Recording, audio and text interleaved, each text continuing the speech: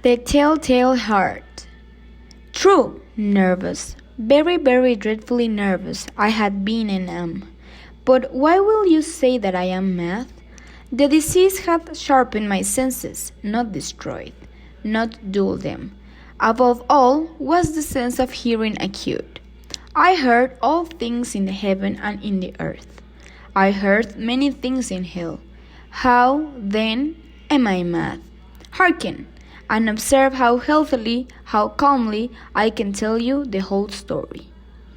It is impossible to say how first the idea entered my brain, but once conceived, it haunted me day and night. Object there was none. Passion there was none. I loved the old man. He had never wronged me. He had never given me insult. For his gold I had no desire. I think it was his eye. Yes, it was this. He had the eye of a vulture, a pale blue eye with a film over it. Whenever it fell upon me, my blood ran cold, and so by degrees, very gradually, I made up my mind to take the life of the old man, and thus rid myself of the eye forever. Now, this is the point. You fancy me mad. Madmen know nothing. But you should have seen me.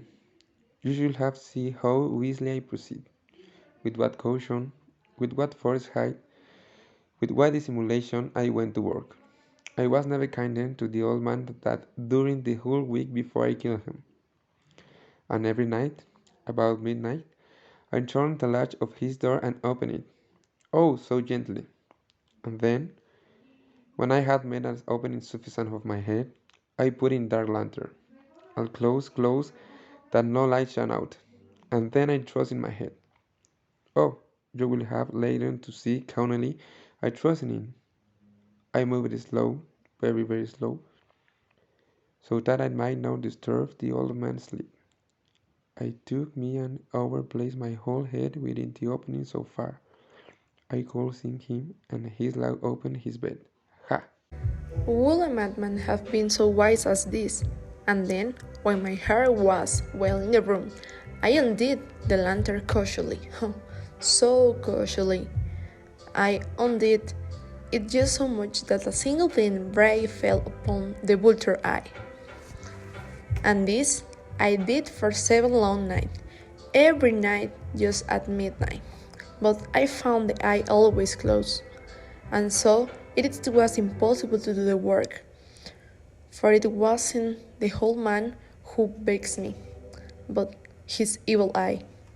And every morning, when the day broke, I went boldly into the chamber and spoke courteously to him, calling him by name in a hearty tone, and inquired how he was passed the night.